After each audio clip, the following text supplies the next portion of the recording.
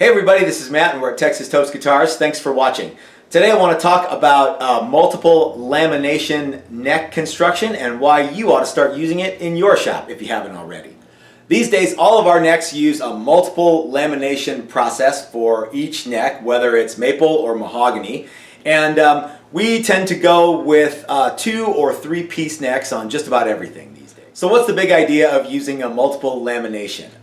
Well, for one thing, it orients the grain such that it is perpendicular to the fretboard. Let me show you what I'm talking about. Alright, this neck blank is one that we just did for Adrian, our good buddy Adrian in El Paso, Texas. And as you can see here, it is started life as a piece of 8/4 lumber that we cut down the middle and glued together.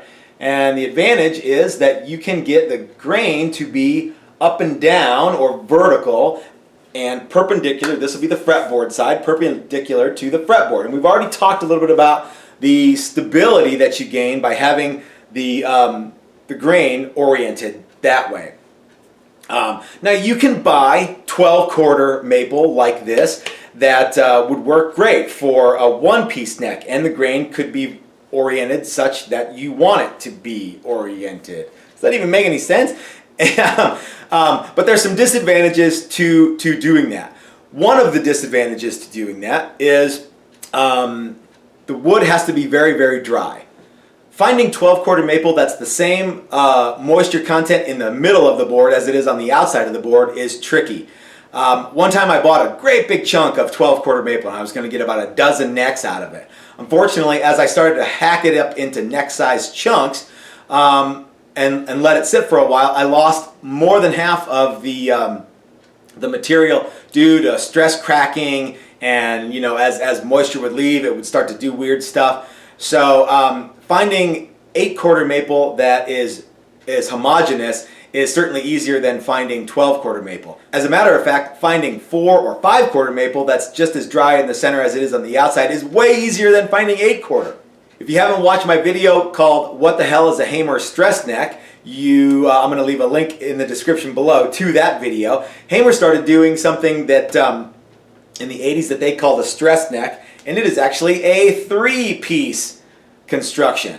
One of the reasons that they did that was to orient the grain such that it was perpendicular to the fretboard, and they discovered that it was way easier to locate 4/4 or 5/4 maple that was the right dryness, so they could put guitars together fast. Because Hamer was making so many damn guitars in the 80s, they needed to find something that had the stability requirements that they needed and was dry enough to work right away.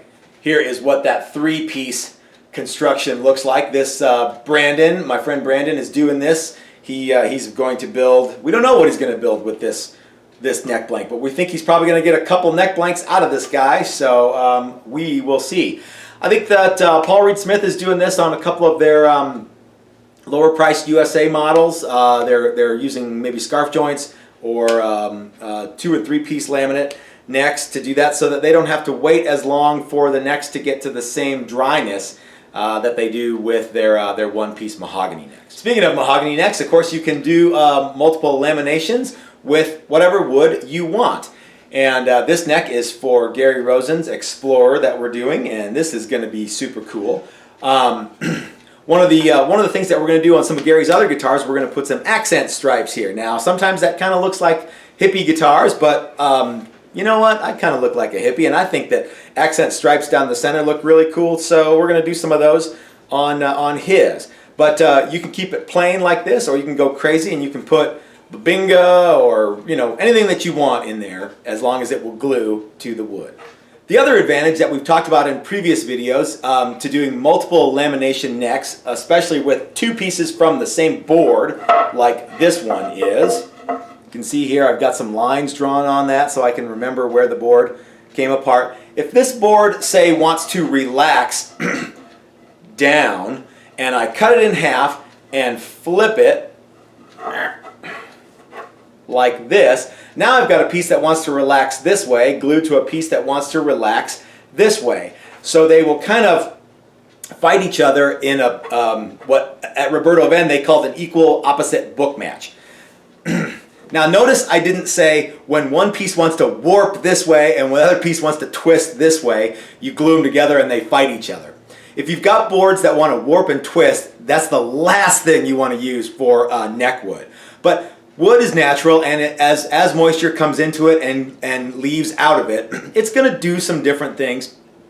So it's going to relax into a position, and if you have one piece going this way and the other piece going this way, they're going to kind of wiggle themselves together and be a very, very stable neck. So that's how you do it. You would start with a board like this and cut it in half, and then machine it all down. Man, this is heavy. And then machine it all down so that when you glue it together, it looks cool, and you don't have like you don't have any gaps. You want this thing to look like one piece, even though it's going to be multiple pieces. So this Super Strat here actually has, now you can tell it's two pieces, but it's got figure going on and it looks cool. So this one is, this is going to be a really cool guitar. Okay guys, so let's go ahead and wrap this video up. If you have any questions about what we talked about in this video, go ahead and leave them in the comment section below. If you have experience doing multiple lamination necks, or you prefer one-piece necks, leave your comments in the section below too, and we'll get a little dialogue going there. If you like the video, give us a thumbs up, and if you haven't subscribed yet, why don't you go ahead and do that now. If you like the video and you like content like this, you might want to consider going over to our Patreon page and consider becoming a member. Even $1 a month goes a long way to helping us bring you cool stuff like this. If you can't do it, we totally understand. What you could do above and beyond that is share this video as many places as you can. You guys are really coming through with the whole sharing of the video and subscribing and being Patreon members, and we're well on our way to having 5,000 subscribers, so that's cool. So this is Matt at Texas Toast, reminding you that if you're so smart, build it yourself. That's what I do. Thanks for watching, everybody. I wanna play my guitar the only way